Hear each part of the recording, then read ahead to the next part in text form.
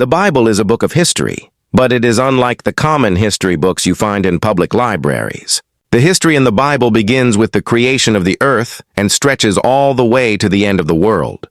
There is no other history book that covers events of the earth to such an extent.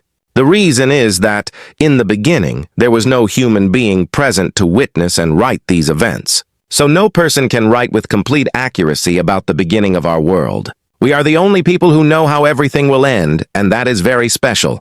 God did not reveal the future to his followers just to satisfy their curiosity. He revealed it so that they would be prepared for the future, so that when the time came, they would not be surprised or misunderstand it. We should be grateful that Jesus told us clearly what lies ahead for us.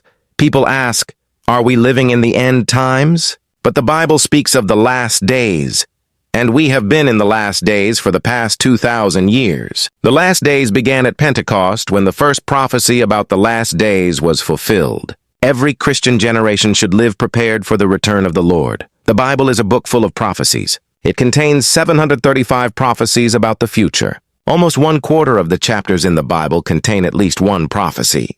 From beginning to end, it is essentially a prophetic book. However, some books focus more on prophecy than others. Out of these 735 prophecies, 596 have already been fulfilled and have proven to be absolutely true according to the Bible. That means 81% of Bible prophecies have already come true. Many of these prophecies were spoken hundreds of years before their fulfillment. Now, it does not require much faith to believe that the remaining 19% will also come true. This is a very high success rate.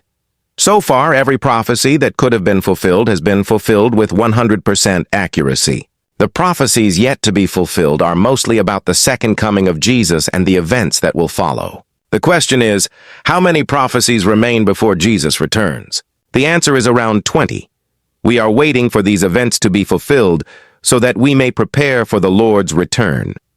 Jesus told us to stay watchful and to pray. But what does stay watchful mean?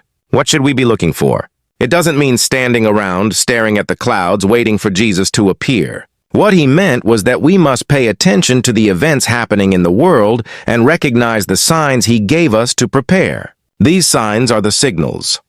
Let's look at Matthew chapter 24, where the disciples asked him, "What will be the sign of your coming and of the end of the world?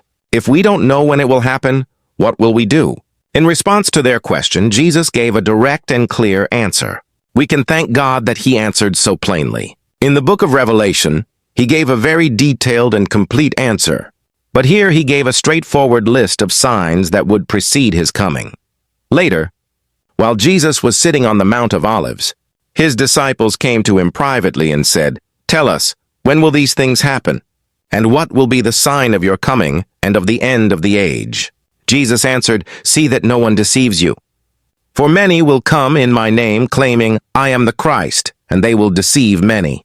You will hear of wars and rumors of wars, but do not be alarmed. Such things must happen, but the end is still to come. Nation will rise against nation and kingdom against kingdom.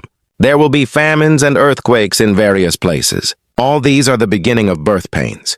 Then you will be handed over to be persecuted and put to death. You will be hated by all nations because of me. At that time many will turn away from the faith and betray and hate each other. Many false prophets will appear and deceive many people. Because of the increase of wickedness, the love of most will grow cold. But the one who stands firm to the end will be saved. And this gospel of the kingdom will be preached in the whole world as a testimony to all nations. And then the end will come." He went on to describe what Daniel the prophet spoke about, the abomination of desolation standing in the holy place. He warned about the great tribulation, unlike anything from the beginning of the world until now. He spoke about false Christs and false prophets who would perform great signs and wonders to deceive, if possible, even the elect. He warned us not to believe anyone who said, "Here is the Christ," or "There he is," because his coming would be like lightning flashing from the east to the west, sudden and unmistakable. Then, after the distress of those days, the sun will be darkened. The moon will not give its light. The stars will fall from the sky, and the heavenly bodies will be shaken. At that time, the sign of the Son of Man will appear in heaven. All the peoples of the earth will mourn when they see the Son of Man coming on the clouds of heaven with power and great glory. He will send his angels with a loud trumpet call, and they will gather his elect from the four winds, from one end of the heavens to the other. Jesus then gave the parable of the fig tree.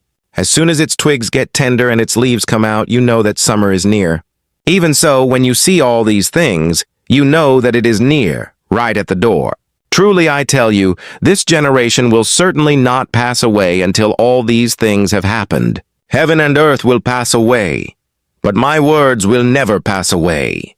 But about that day or hour no one knows, not even the angels in heaven nor the Son, but only the Father. In this passage, Jesus gave 4 distinct signs of his coming: disasters in the world, wars, famines, earthquakes, persecution and deception within the church, the tribulation in Jerusalem connected to Daniel's prophecy, the cosmic signs in the heavens immediately before his return. He said these disasters are not death pains but birth pains, signs of something new being born. While the world panics, we should remain hopeful, because these events point to the coming of a new world. The second sign is not in the world, but in the church. The church will face persecution and hatred from all nations. Many will fall away, love will grow cold, and false prophets will mislead many. Yet, at the same time, the true gospel will be preached to all nations by a smaller, purified church with even greater influence. The third sign is the great tribulation focused in Jerusalem, where a man, the abomination of desolation, will exalt himself as God, defying all other authority. And the fourth sign will be in the heavens, the darkening of the sun, moon, and stars, leading to the glorious appearance of the Son of Man on the clouds. Finally, Jesus gave the fig tree lesson. When you see the signs happening, just as when a fig tree blossoms you know summer is near, so too when these signs appear you will know his coming is near, at the very door.